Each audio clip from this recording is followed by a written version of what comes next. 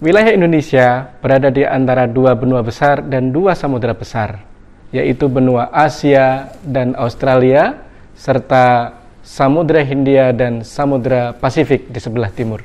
2/3 wilayah yang berupa kepulauan, serta topografi yang bergunung-gunung menyebabkan wilayah benua maritim ini memiliki cuaca dan iklim yang unik. Keunikan itu salah satunya tampak pada kondisi iklim dan cuaca yang kontras. Pada saat yang bersamaan, suatu wilayah bisa mengalami kekeringan diakibatkan musim kemarau, akan tetapi di daerah yang lain justru mengalami hujan yang berlebihan.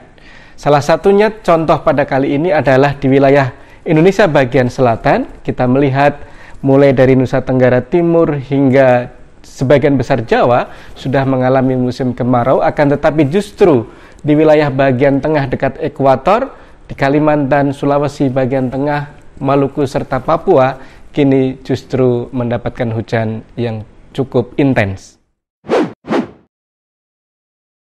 Keragaman cuaca dan iklim antar wilayah di Indonesia itu terwujud dalam 3 pola curah hujan yang berbeda, yaitu di Indonesia terdapat pola monsunal, kemudian pola ekuatorial, serta pola lokal atau pola anti-monsunal.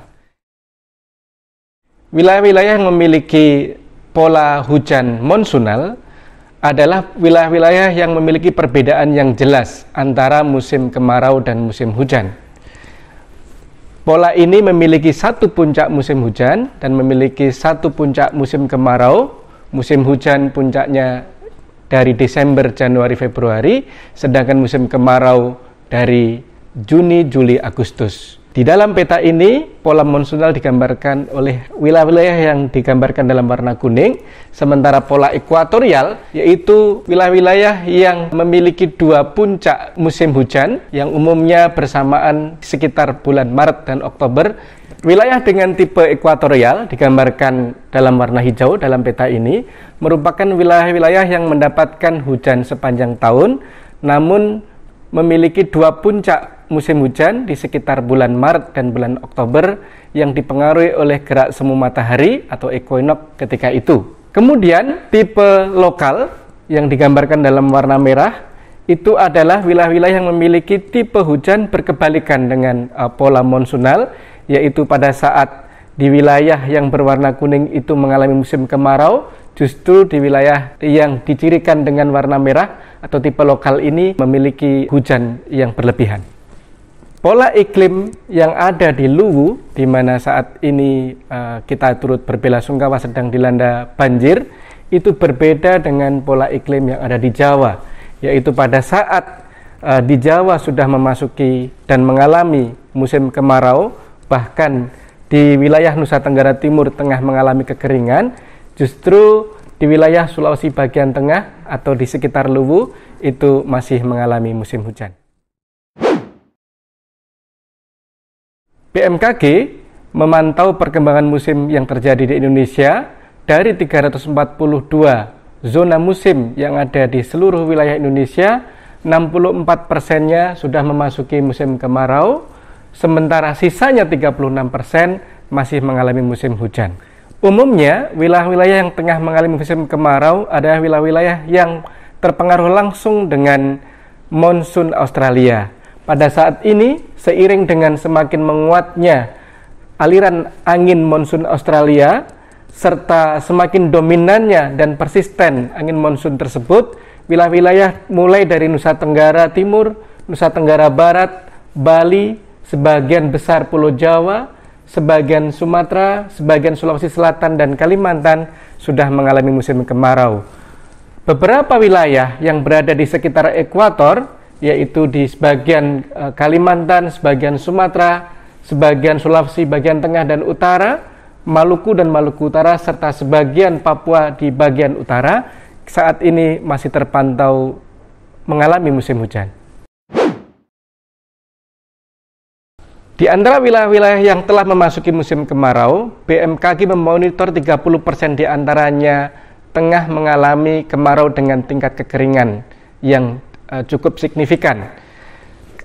Kekeringan yang cukup signifikan oleh BMKG dimonitor dengan indikator hari tanpa hujan atau deret hari kering, di mana itu menyatakan suatu wilayah telah mengalami ketiadaan hujan lebih dari skala waktu tertentu.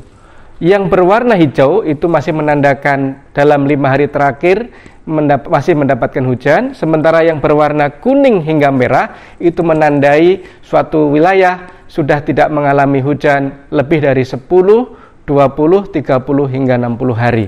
Untuk saat ini, daerah-daerah yang ditandai dengan warna oranye, pink, dan merah merupakan wilayah-wilayah yang sudah mengalami hari tanpa hujan lebih dari 30 hari, lebih dari 60 hari. Salah satunya adalah yang paling panjang di Kota Kupang, di stasiun Opoi yang sudah mengalami hari tanpa hujan lebih dari 70 hari. Berdasarkan perakiraan curah hujan BMKG hingga 9 bulan ke depan, BMKG memprediksi bahwa musim kemarau ini akan berlangsung hingga Oktober tahun 2020.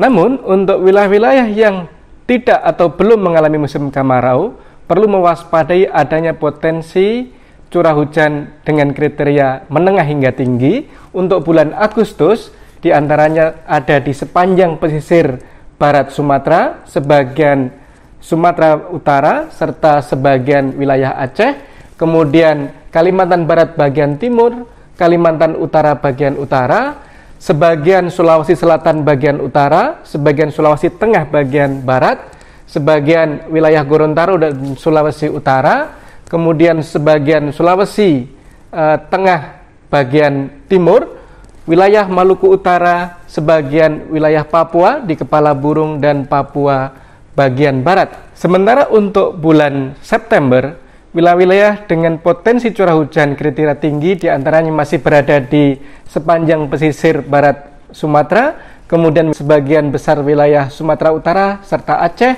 kemudian Kalimantan Barat bagian barat dan timur, Kalimantan Utara bagian utara, tetap di Sulawesi Tengah bagian barat, Sulawesi Selatan bagian utara, kemudian sebagian Gorontalo, sebagian Halmahera, serta Papua, Kepala Burung, dan Papua bagian tengah.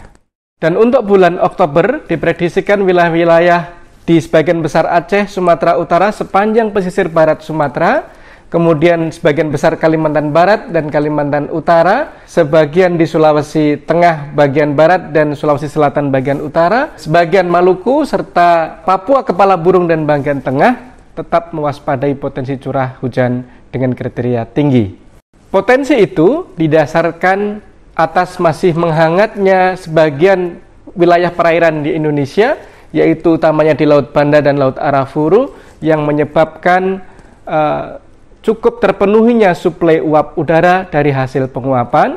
Selain itu, adanya aktivitas gelombang atmosfer tropis sekitar ekuator yang berupa gelombang Kelvin dan gelombang Rossby itu cukup mempengaruhi aktivitas awan dan hujan di wilayah itu.